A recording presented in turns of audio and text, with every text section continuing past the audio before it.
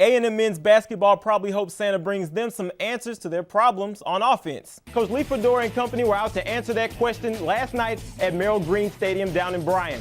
A&M says during the weekend of the Missouri game, they sold about 500 of these number 2 jerseys and about 300 of these t-shirts. This is the headline in tomorrow's Navasota Examiner, State Champs. The team started the season strong, and despite losing a key member of their team and family, they managed to finish the same way. For a lot of you, Christmas meant kicking back and watching some NBA.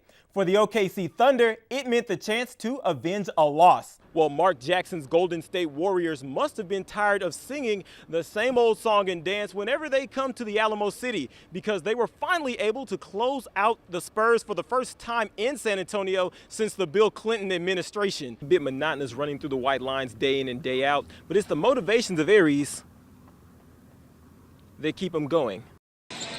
The stat line from her best game tells it all. 46 points. The numbers would be good for any ball player. 35 rebounds. But when it's a 6'8" high school sophomore, 7 blocks. You stop and take notice of what Brenham's 16-year-old big, Tiara McCown, will do next.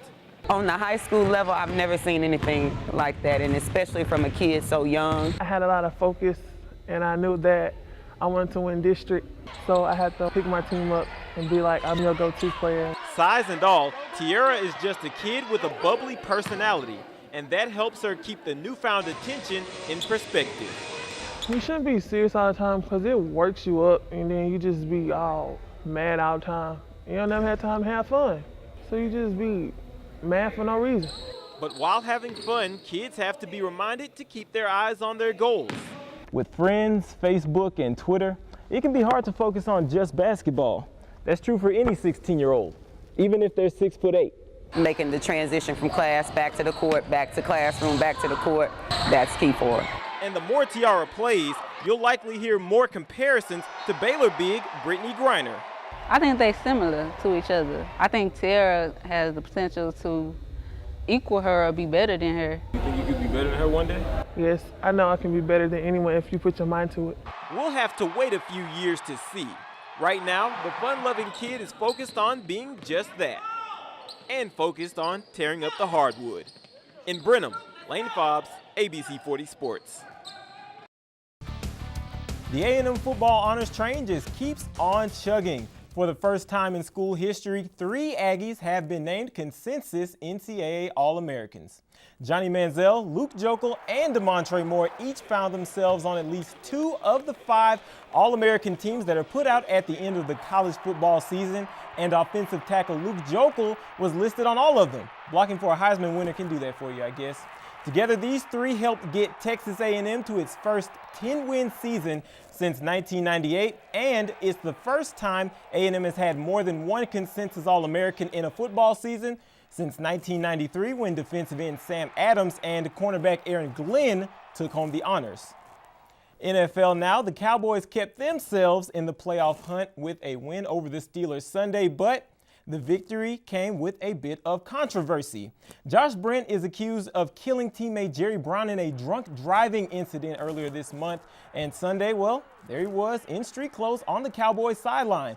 More than a few fans weren't happy with Brent's appearance at the game, but as far as the Cowboys go, he's still a teammate and he has their support. I told Josh, I said, man, look, man, I'm a brother, man. Hey, I'm going out there for you. I'm going out there for you. It's going to always be in our head. You know, I feel like it was a big impact to us, and, you know, it's not like we want to let anybody down or whatever. We just want to go out there and just show them that we love you and we're going to do this for you. Men's basketball now, after a 64-54 loss to Oklahoma Saturday, the Aggies are looking for answers on offense. Other than Elston Turner, who leads the team in scoring, points aren't really easy to come by if you're A&M these days. Coach Kennedy tried to fix this problem at the end of last year, but so far that hasn't been working.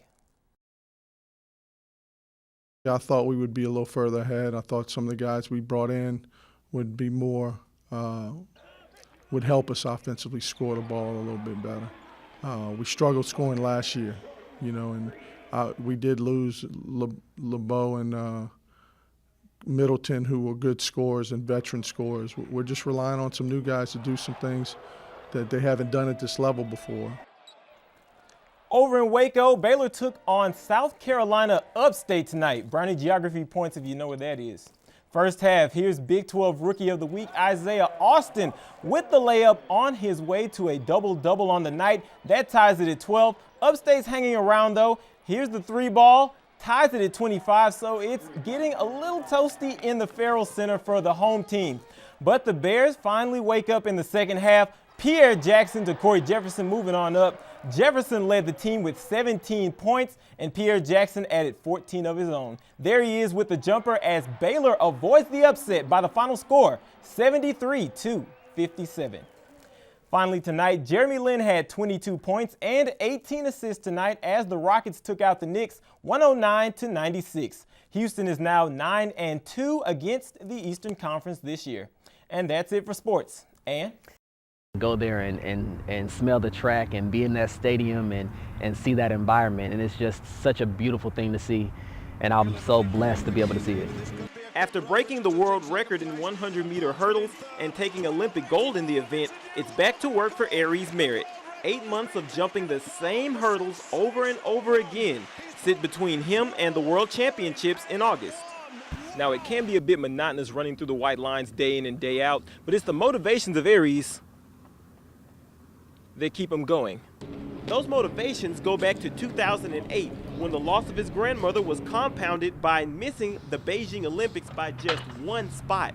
You question if you want to keep running track. Do I really want to keep doing this another 4 years? Because you just never know. Nothing's ever promised.